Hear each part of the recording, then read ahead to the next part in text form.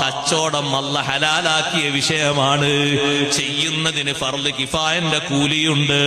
ഒരു നാട്ടിൽ കച്ചവടം നടത്തുന്ന ആള് ചെറിയൊരു ബാധ്യതയല്ല നിർവഹിക്കുന്നത്, ഫർള് കിഫായയുടെ കൂലി കിട്ടുന്ന ആളാണ്. നല്ല ഇടപാടുകാരന് വലിയ കൂലി അല്ലാഹു നൽകുന്നുണ്ട്. വെറുതെ അല്ല. അയാള് അരിക്കച്ചവടം നടത്തട്ടെ, പഴക്കച്ചവടം നടത്തട്ടെ, പച്ചക്കറി കച്ചവടം നടത്തട്ടെ, വസ്ത്രവിൽപ്പന നടത്തട്ടെ, ഹലാലാ രീതിയിലുള്ള കച്ചവടത്തിന് വലിയ പ്രതിഫലം ഉണ്ട്. അത് അല്ലാഹ് ഹലാലാക്കിയതാണ്. ഹറമദ്ദിബാ, പലിശ അല്ലാഹ് ഹറാമാക്കി.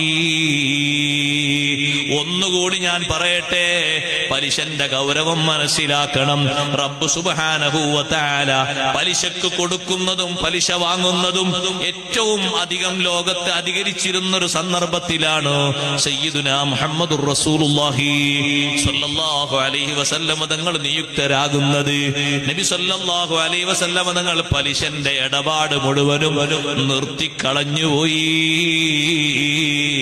പിന്നീടത് ലോകത്ത് സജീവമായത് ഖിയാമത്ത് നാളിന്റെ ഒരു അടയാളമാണ്. ഒരൊറ്റാളും പലിശക്ക് കൊടുക്കുന്ന ആളില്ലാതെ, പലിശക്ക് വാങ്ങുന്ന ആളില്ലാതെ ജാഹിലിയ്യ കാലഘട്ടത്തിൽ ആ ഇടപാട് മുഴുവനും നിർത്തലാക്കിയിട്ട് ഹജ്ജത്തുൽ വദായിൽ വെച്ച് തങ്ങൾ പറഞ്ഞില്ലേ, ജാഹിലിയ്യ കാലഘട്ടത്തിലെ പലിശന്റെ പേരിൽ നിങ്ങൾ അന്യോന്യം തർക്കിക്കരുത്. ആ കണക്ക് മുഴുവനും എന്റെ കാൽപാദത്തിന്റെ ചുവട്ടിൽ ഞാൻ കുടിച്ചു മൂടിയിരിക്കുന്നു.